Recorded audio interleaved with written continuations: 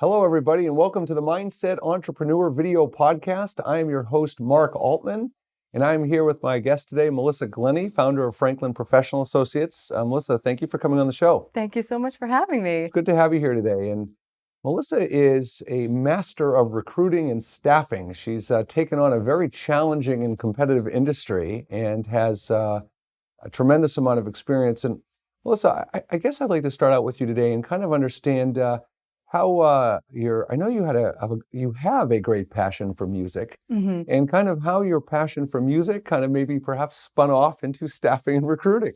It did. I was in college studying production engineering and noticed that there were a fair amount of graduates from Berkeley where I was attending that were going on to be baristas. So I went to a temp agency and got a job, and the rest is history. It's a happily ever after. The bug bit, and I never got out.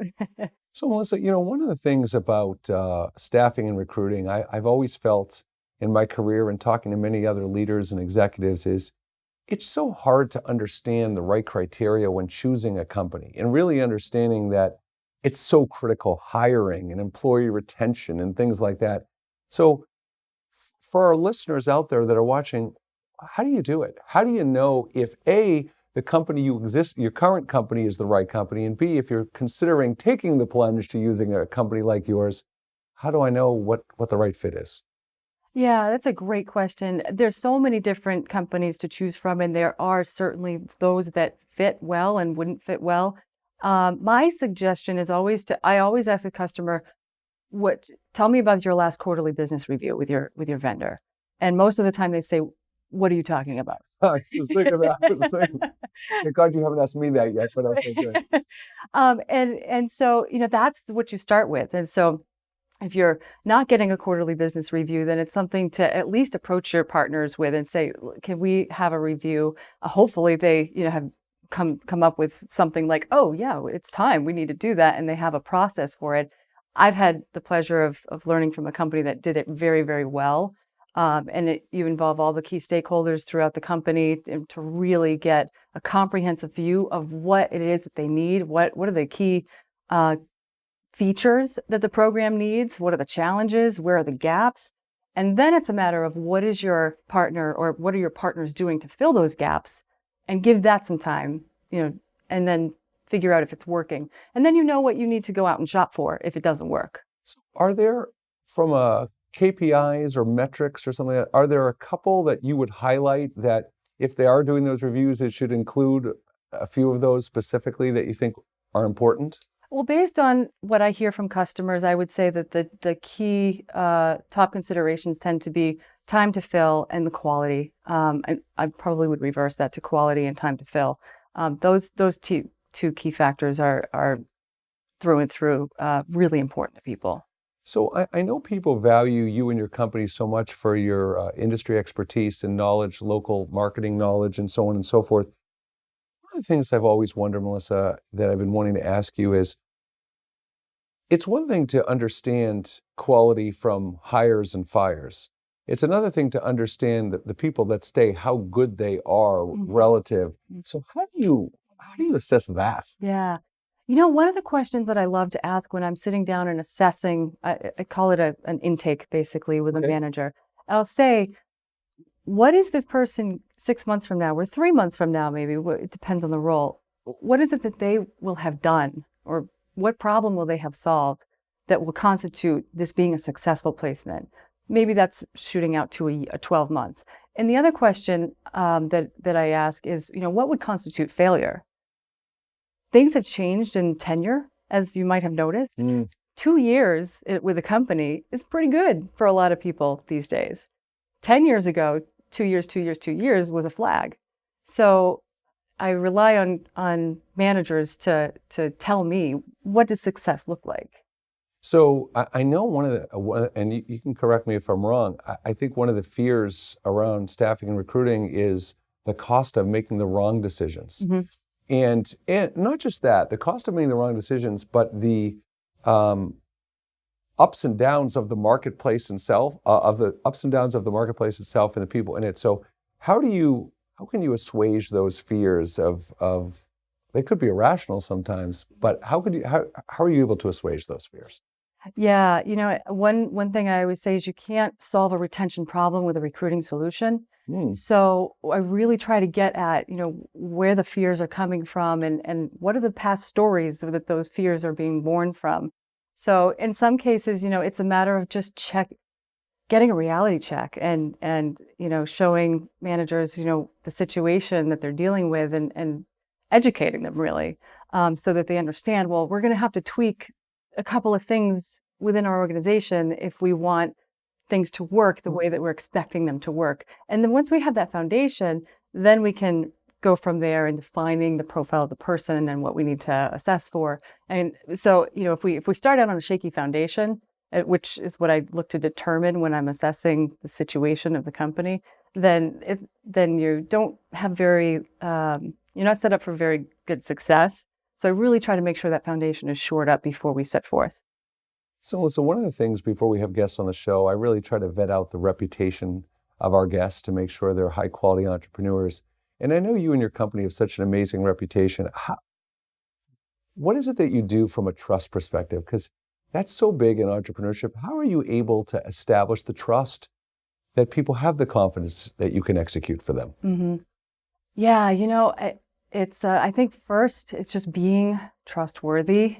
It's just kind of, I give my trust. I think that's one of the things that really establishes it right out of the gate. And I feel so fortunate because that's something that's just so rich in the relationships that we have and the companies that we work with.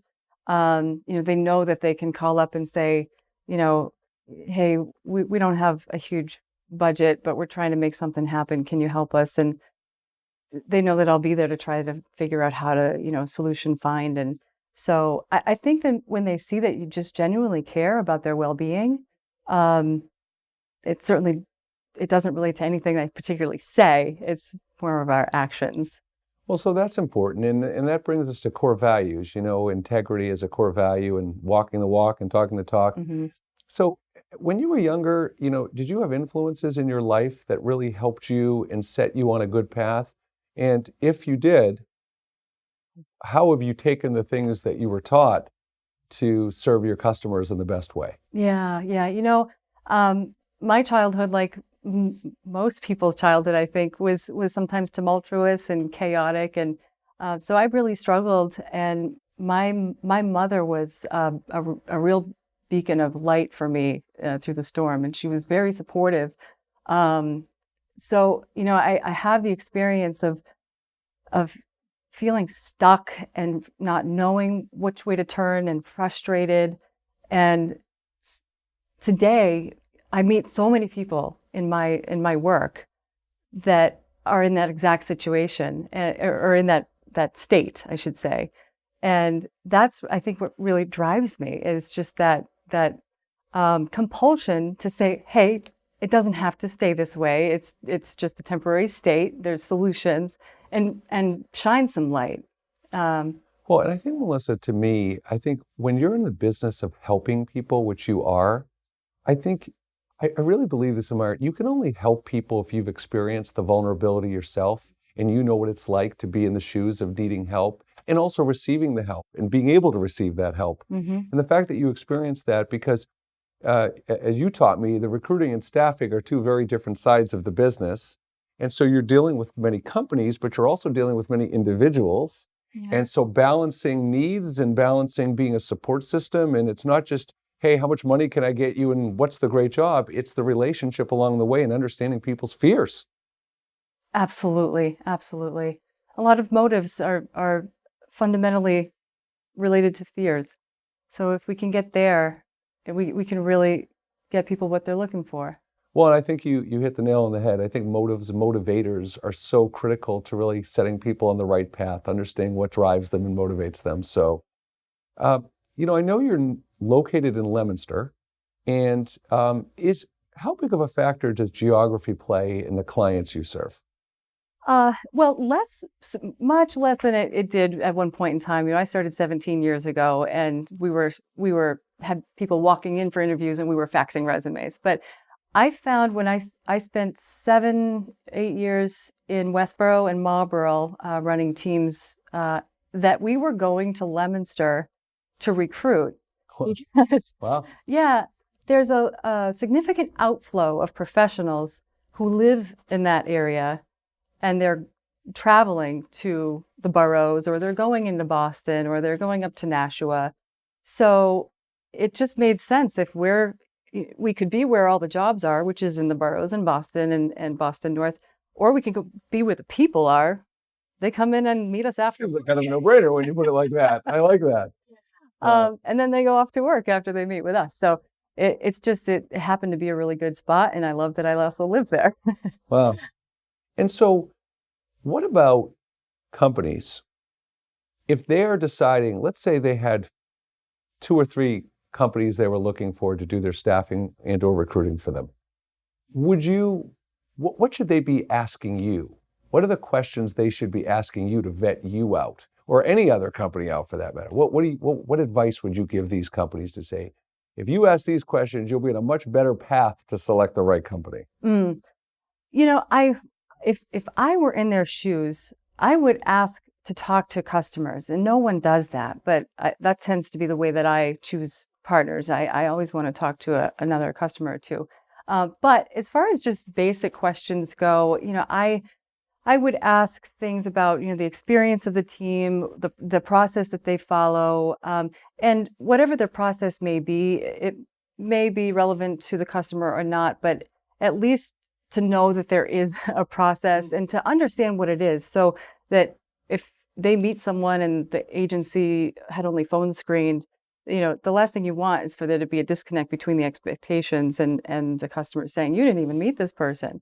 So I would ask those questions, and I would also ask questions about metrics. You know, how long would it take to fill this kind of a position, or you know, what can we expect in terms of turnover? You know, what do you see? And it just gets the dialogue going, which I think is valuable for both parties. So, you know, I know you've had 17 years of experience. One question I would wonder is, when you first started in the industry, over the 12 years you worked previously before you started the company, what are some lessons you've learned, that maybe approaches or strategies you took back at your old company that you learned from and you've approached very differently now? Oh yeah, I was so fortunate to work for 3 awesome companies before I ventured out. And what I did is I really tried to take the best practices and amplify them, and things that were frustrating to me that made me feel like it was difficult to really serve the customer. You know, we had, as you need, you know, pillars and rules, and there was red tape, and you know, sometimes the customer needed us to tweak something, and we just couldn't do it. So I struggled with that so much, and that was a big motivator for me to venture out on my own. So I could say, you know, I want to be able to really be creative and craft something that's maybe totally different and out of the box, and not be in trouble for it. Well, honestly, Melissa, that to me is the best part of being an entrepreneur. Yeah. It's because you can be creative, craft that solution that you know in your heart based on the experience and your ability to succeed. Yeah. It's a beautiful thing. Right. Yeah. Right. Let's do some rapid fires to finish up today. Most important characteristic in managing people. I want to say trust, but I think that I'm going to have to say it's communication, because trust, if you can't communicate. Well said. Well said. Right, because to know if you can trust or earn the trust, you have to be able to communicate to find that out. Yeah. Yeah, well said. How about taking care of customers? What's the most important characteristic there? I think it's genuinely caring to take care of them. And that means also knowing when you can't take care of them, that you can get them in the right hands. So when you genuinely care, our job is sometimes very difficult. Yep. It's tedious. Our inventory can walk right off the shelf. It's frustrating sometimes. So if you don't really care and have something intrinsically driving you to keep going and figure it out for your customer, it's easy to say, well, maybe I should focus on something else. Well, and that's critical what you just said. It's the intrinsic motivator. Yeah. That's the key. And you know, I got a piece of advice in the various companies I've started and worked with over the years. I got a piece of advice, and it was that the customers sign your paychecks. not your boss Yeah, or the owners or whatever. And it's really the truth. it is. Okay, and last question is, what's the worst thing, your experience as an entrepreneur, looking back at the different challenges you faced over the years in your career, um, what's the worst thing someone could do now that you look back and see some of the mistakes that you've learned from and some of the successes that you've learned from? What would you tell aspiring entrepreneurs not to do? Uh, it sounds so simple, but I have to say this probably is the advice that I would give anybody in just about any situation. Just never lie. It's just it's so destructive and it's so unnecessary. So that would be my number one. Never do. Awesome. Melissa, thank you so much for joining us today. We're thrilled to have you on the show. Thank you. Thank you. All It's been right. a pleasure. So Melissa Glenny, founder of Franklin Professional Associates, excelling at staffing and recruiting. I'm your host, Mark Altman, and thank you for joining us for the Mindset Entrepreneur video podcast.